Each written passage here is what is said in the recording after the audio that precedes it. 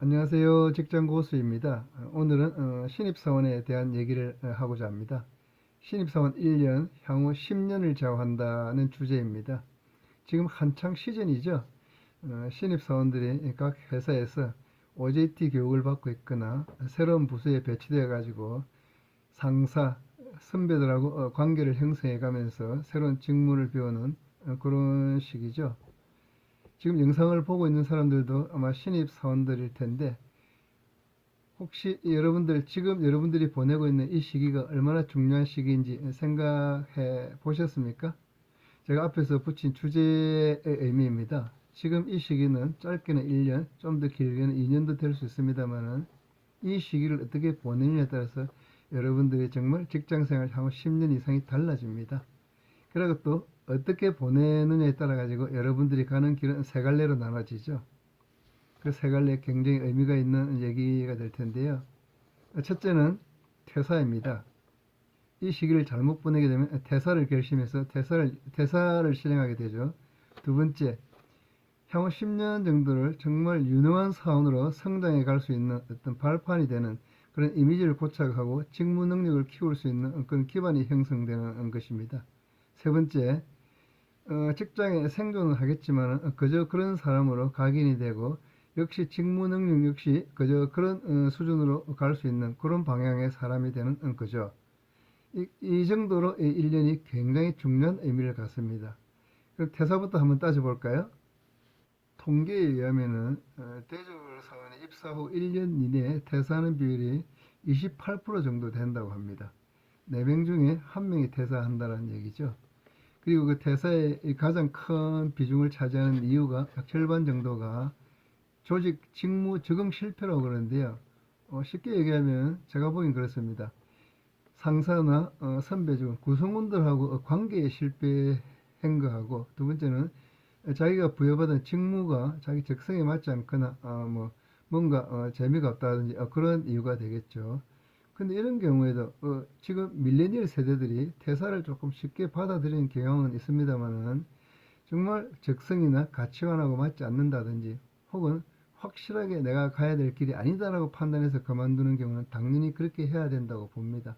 그러나 그런 경우가 아니다면은 그 짧은 기간에 퇴사를 결정하는 것은 더구나 뭔가 구성원들하고 관계 실패라든지 직무에 대한 불만에서 비롯된 퇴사 이유라면은 오판할 가능성이 크다라는 거죠. 저는 제가 관리자를 오래 해본 경험에서 보면 그런 경우에는 좀 더 시간을 두면서 견뎌가면서 지켜보는 게 맞지 않나라는 그런 생각이 듭니다. 다음 두 번째, 세 번째는 신입사원이 이 기간을 어떻게 보내느냐에 따라서 달라지는 결과가 되겠죠.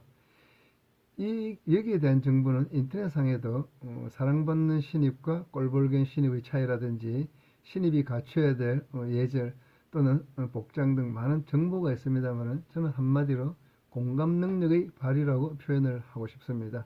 공감 능력, 신입사원이 소속된 상사나 선배 사원들이 신입사원에 대해서 호감을 갖도록 공감할 수 있도록 하는 능력을 말하는 거죠. 그럼 뭘 보고 이렇게 호감을 가질 거냐?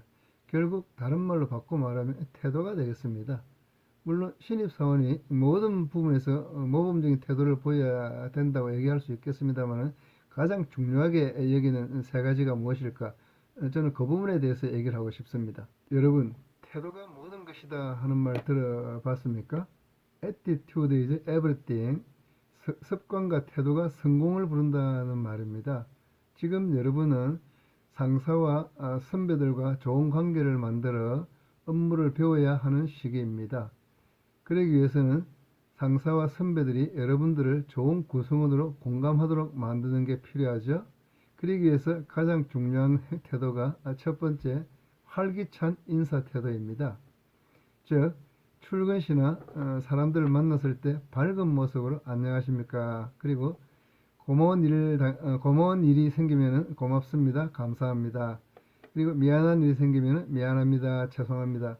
같은 말들을 습관처럼 할 수 있어야 합니다. 고마움과 미안함을 모르는 사람을 도와주고 싶은 사람은 아무도 없습니다. 두 번째는 적극적인 학습 태도입니다.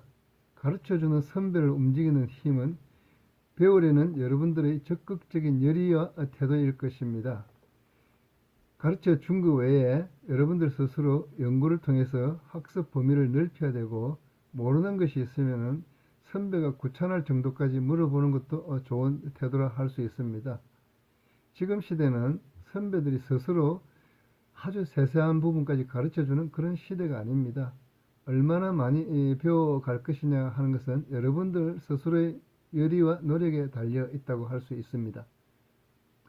세 번째는 조직 구성원에 대한 배려입니다. 지금 여러분은 개인의 권리도 중요하지만 조직의 중요성도 배워야 할 때입니다. 다시 말해, 개인의 이익과 조직의 이익이 조금 충돌하는 경우에는 상황에 따라서 개인의 권리를 조금씩 양보하는 자세도 필요하다는 거죠. 근무 중에 바쁜 선배를 보거나 또는 퇴근 무렵에 바쁘게 일하는 선배가 있을 경우에는 자신의 칼퇴근을 염두에 두기보다는 가까이 다가가서 혹시 제가 도울 일이 없을까요? 라고 물어보는 것도 좋은 자세라 할 수 있습니다. 여러분이 좋은 구성원임을 보여주는 표시도 되니까요. 팀 내에 또는 조직에 어떤 급한 일이 생겼거나 또는 공동 행사가 있을 때 지나치게 개인 사유를 우선시하는 그런 태도는 조직으로부터 배척받는 계기가 될 수도 있습니다. 이 외에도 여러분들이 지켰으면 하는 것들이 많이 있습니다만, 오랜 저희 관리자 경험으로 봐 저는 이 세 가지가 가장 중요하다고 확신합니다.